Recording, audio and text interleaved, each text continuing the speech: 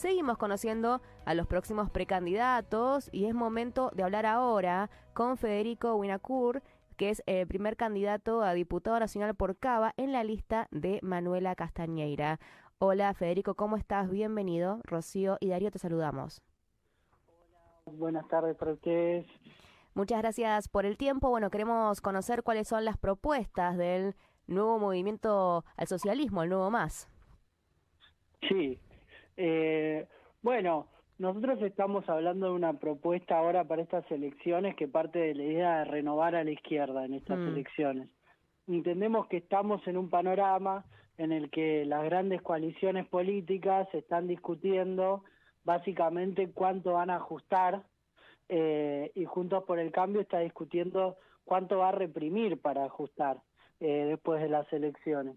Entendemos que toda la agenda está por afuera de los intereses de las y los trabajadores, de la juventud, los sectores precarizados, y desde ese punto de vista estamos pensando cómo es que la izquierda tiene que intervenir en estas elecciones para poder girar el debate hacia la izquierda, para que esta agenda que quieren plantear desde arriba, que es todo alrededor del acuerdo con el Fondo Monetario Internacional, de que el gasto del Estado es demasiado alto, de un montón de esas cuestiones, ¿cómo se hace para que se hable de lo que nadie habla? Y desde ese punto de vista, junto a Manuela Castañeira, venimos planteando una campaña que hace su eje central en el salario mínimo vital y móvil de 500.000 pesos. Sí. Y que eso, bueno, justamente en la calle, cuando están los compañeros volanteando, en las estaciones de tren, en los parques y en las esquinas de la capital, lo que más se escucha es, bueno, ustedes son los únicos que hablan del salario. Claro, y sobre todo, perdón que te interrumpa, Federico, pero sobre todo por esto, ¿no? Por la suma y el monto de 500.000 pesos que parece algo imposible, por eso te tengo para que nos expliques un poco más, sin que esto tenga que ver con un aumento inflacionario importante y también entender si este monto que ustedes pretenden de 500.000 pesos en un mínimo, en un sueldo mínimo, sería a partir de qué momento, porque estamos hablando del año que viene o estamos hablando de ahora o está contemplada también la inflación. ¿Cómo es que piensan que sea posible estos 500.000 pesos como sueldo mínimo? Está buena tu pregunta. A mí me gusta partir, antes de contestar a lo que vos me decís, Sí. de entender que es necesario. Sí. Y que hoy nosotros nos queremos enfocar no siempre en las dificultades que, digamos, que plantean supuestamente los empresarios o los sectores poderosos, sino en el hecho de que hoy, para poder llegar a fin de mes, para poder pagar un alquiler de manera realista en Capital y en general, pero en Capital que encima están completamente dolarizados los alquileres, y sumar a ese costo, incluso un poco más, porque uno tiene derecho a proyectar algún futuro, desde ese punto de vista decimos es necesario. En segundo lugar, no planteamos que el aumento tiene que salir de la emisión, no estamos hablando de eso.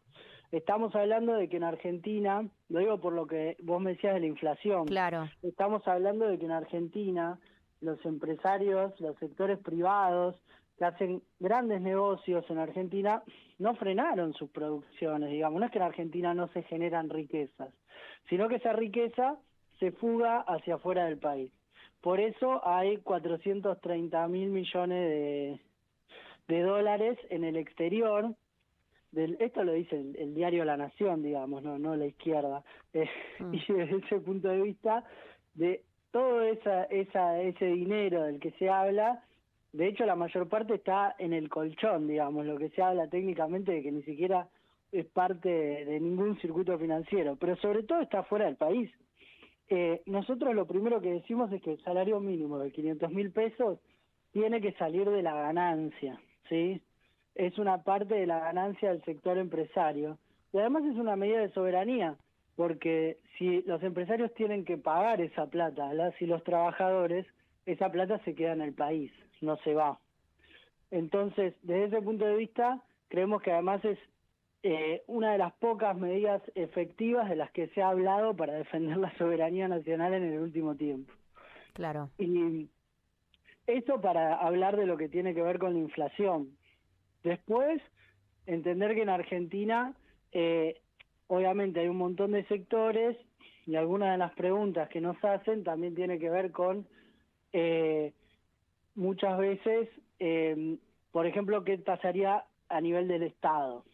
Bueno, nosotros hablamos de cómo se aumentaría la recaudación del Estado para poder llevar adelante esta propuesta. Y estamos hablando de un plan integral de 7 medidas anticapitalistas que venimos planteando, que tiene que ver con justamente aumentar por ejemplo, aumentar las retenciones al sector del campo al 50%, porque este es otro de los grandes sectores fugadores de la Argentina. Hablamos de un montón de sectores que hoy en la Argentina no pagan casi impuestos o tienen impuestos muy mínimos. Entonces, desde ese punto de vista, hacer un plan integral para poder realizar este salario. Y por el tema de la implementación, o del momento de la implementación, nosotros decimos que el aumento salarial tiene que ser por decreto inmediatamente e indexado a la inflación. Nosotros lo haríamos ahora. Estamos en el medio del proceso electoral, no somos gobierno, pero lo haríamos ya mismo y hablamos de un salario indexado a la inflación también. ¿Han presentado proyectos sobre, no, desde el movimiento Nuevo Más? Sí, nosotros siempre venimos, aparte fue la bandera de nuestra campaña pasada, y fíjate que la campaña pasada nosotros hablábamos de un salario mínimo de 100.000 pesos, hace solo 2 años. Y de hecho parecía más loco en ese momento 100.000 pesos que 500.000 pesos. Claro, por eso te preguntaba justamente si estaba contemplado el tema inflacionario y cuándo serían estos 500.000, porque en este momento obviamente que se ve que se necesita que el sueldo mínimo sea mucho mayor porque no alcanza para nada. Recién hablábamos con el precandidato a jefe de gobierno, Jorge Adaro, y hablábamos del tema de la inflación y cómo afecta también lo que tiene que ver con las viviendas. Que todos los partidos, todos los frentes se dan cuenta también de que el sueldo no está alcanzando, que es algo que en lo que coinciden. Sí, el sueldo no está alcanzando, pero hay pocos sectores políticos que lo están diciendo en la campaña. De hecho, digamos, la lista que está llevando como bandera un salario mínimo de 500.000 pesos en este momento es la lista de Manuela Castañeira. Por eso nosotros entendemos que, bueno, justamente hoy la canasta básica que se calcula parece un chiste. Nosotros de hecho tomamos el precio de la canasta básica pensando en el cálculo que hacen los trabajadores de ATE-INDEC, que consideramos una fuente más confiable que el oficial del INDEC.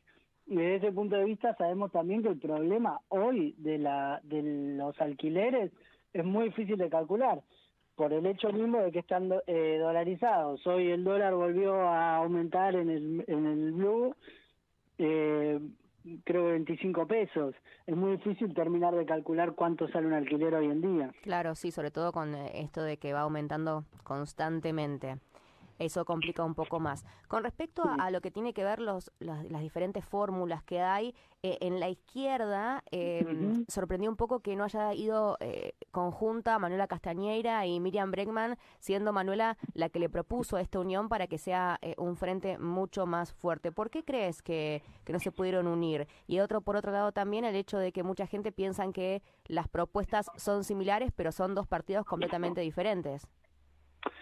Es que me parece que la principal cuestión es si Miriam Bregman está dispuesta a reconocer un problema que hoy todo el mundo nos viene a preguntar, como mismo decías vos, que es que no hay unidad en la izquierda.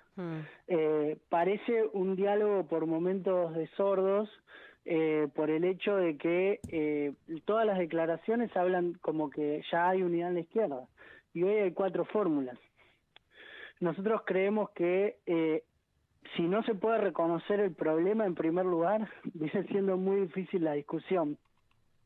Desde ese punto de vista, como vos bien decías, hicimos todo tipo de propuestas para que se logre la unidad, desde hagamos una gran paso, hagamos una fórmula conjunta, sentémonos a discutir, pero nos chocamos realmente con prácticas que nos parece que son muy erradas para la izquierda, como de algunos sectores no aceptar reuniones y del sector de Miriam Bregman directamente dejar de contestar en un momento. Manuela decía, me gosteó.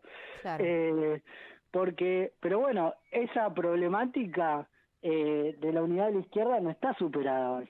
Entonces, desde ese punto de vista, lo que nosotros estamos planteando se revela una lógica adentro del Frente de Izquierda de Miriam Bregman que no está partiendo de pensar en ser una alternativa política que hoy pueda embanderar a más sectores y proyectarse como una real y fuerte alternativa. Y aparece como un sector que hace un cálculo, sobre todo electoral, de decir, si gano la interna de mi frente y tal vez los demás no superan el piso del 1,5%, digamos, me quedo todos los votos de la izquierda. Pero esa lógica no está a la altura de la crisis que está viviendo hoy en el país, que no va a ser solamente una discusión electoral y se va a terminar el día que se abran las urnas. Nosotros entendemos que después de que se abran las urnas y algunos de los sectores más poderosos se legitimen, van a venir un montón de ataques a los de abajo, en materia de ajuste, de represión y de libertades democráticas. Y desde ese punto de vista necesitamos una izquierda menos mezquina y que aprenda a ser alternativa haciendo unidad. Federico, y para cerrar, ¿crees que ser la fórmula más joven de las elecciones es una ventaja o una desventaja? Creo que es una ventaja porque justamente de lo que hablábamos, hay lógicas, tanto en la política como mismo dentro de la izquierda, que ya empiezan a votar al electorado y a un montón de sectores. Y creo que la juventud hoy tiene mucho para aportar, siempre en un diálogo, digamos, con otras generaciones, que es empezar a ver cuáles son los problemas reales de nuestro siglo, digamos. Entendemos que el capitalismo del siglo XXI tiene dinámicas particulares y problemas particulares que hay que empezar a enfrentar, como la precarización laboral, como el problema ecológico, y todo esto se ata a una idea que es que hoy si sos joven, y mismo también el problema del alquiler, hoy si sos joven parece que no podés proyectar un futuro. Un poco por eso también es que en la capital armamos esta fórmula, digamos, que encabezo yo, con 30 años, soy la cabeza de lista, digamos, más joven de esta elección, Sí. Y desde ese punto de vista queremos representar un poco esas voces de la juventud que hoy está descontenta con el capitalismo del siglo XXI. Federico, agradecemos muchísimo por todo lo que nos contaste. Bueno, muchas gracias. Hasta luego. Abrazo Hasta grande. luego. Así pasaba Federico Winocour, primer precandidato a diputado nacional por Cava, en la lista de Manuela Castañeira, pertenecen al partido Nuevo Más, y nos contó un poco sobre las propuestas que tienen para hacer desde esta nueva mirada de la izquierda.